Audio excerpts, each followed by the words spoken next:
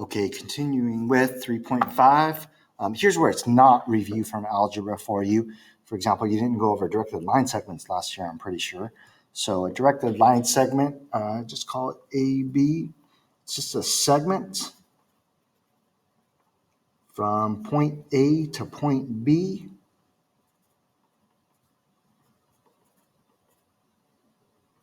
Using a given ratio.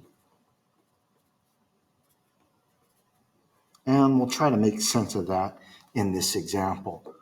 So here's what we want to do. I want to find the coordinates of point P, and I'm actually just going to round to the nearest tenth here. So in other words, kind of the exact coordinates, but we're still rounding along the directed line segment AB.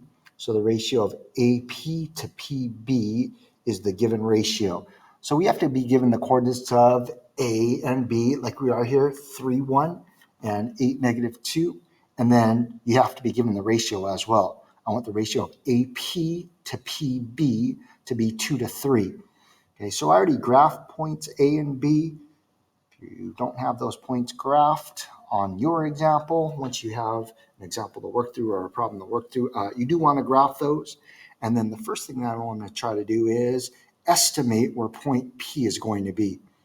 So the ratio of AP to PB is 2:3. We start at point A, and then we're moving to point B, and then the ratio of AP to PB is 2:3. So the first thing I want to do is break up the segment into congruent parts, or at least the best that I could do to try to make congruent parts. Okay, the ratio is 2:3, so I want to break up segment AB into 5 congruent parts. The reason why it's 5, I'm just taking 2 plus 3. Whatever the ratio is, if the ratio are 1 to 7, then I would break up the segment into 8 congruent parts. If the ratio are 5 to 9, 14 congruent parts, and so on. So something like this, 1, 2, 3, 4.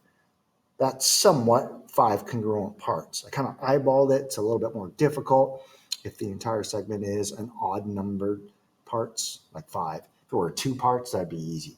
Or even 4 parts would be a little bit easy. But I have 1, 2, 3, 4, 5 parts.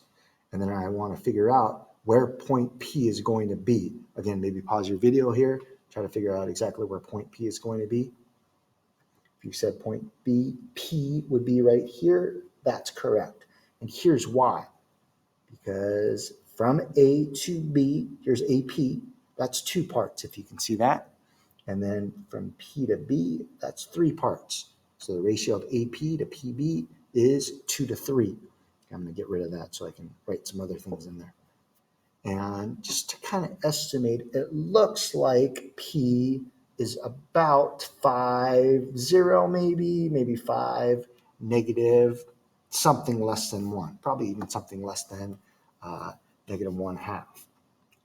But in order to calculate the exact coordinates of point P, I'm going to use the slope of line AB. Even though AB is a segment, I could extend it and make it a line, or technically I could find the slope of that segment. So slope is rise over run. I'm actually going to write out each of the parts. The rise is -3. Don't forget about the negative because it's going down, and then the run is +5. So I'm going to use those to help me calculate the exact coordinates of point P, because the ratio of AP to PB is 2:3. I'm actually going to take 2/5 of both the rise and the run, because if you notice, P is 2/5 of the way from A to B. So I'll take 2/5 of the rise, 2/5 times -3, or -3 over 1, and 2/5 of the run, or 2/5 of 5, or 5 over 1. So 2/5 times -3, 2 times -3 is -6, 5 times 1, 5, or -1 and 1/5, -1.2, same thing. Okay. And then 2/5 of the run, 2 times 5 is 10, 5 times 1 is 5, so 10 over 5, that's 2. Okay. If you have everything labeled, it's going to make things a lot easier, because now we're going to use these numbers in order to find the exact coordinates of P. We'll actually start with the coordinates of A, 3, 1, and then use those to help us find the coordinates of P. So the rise, don't forget, that's up or down. That's in the y direction. So I'm actually going to use that to help me find the y coordinate of P. So we took 3, 1, and we're actually going down 1 1/5, or 1.2. So from the y coordinate here, here's where I'm going to use a number. That's why I have everything labeled. Maybe I should have labeled like this as well. Rise is in the y direction. Run is in the x direction. But I'm going to subtract 1.2. That's still negative 1 1/5. I'm just writing it as a decimal. From the y coordinate of A to help me get the y coordinate of P. And then the run, you're going 2 units to the right from point A. Since it's 2 units to the right, we're adding that to point the x coordinate of point A to get the x coordinate of point P. So then just do the math from here. 3 plus 2, 5.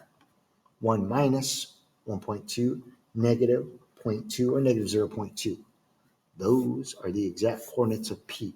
I said maybe about 5, 0, or 5, negative, something kind of small. It's right here. So 5, negative 0.2 are the exact coordinates of P.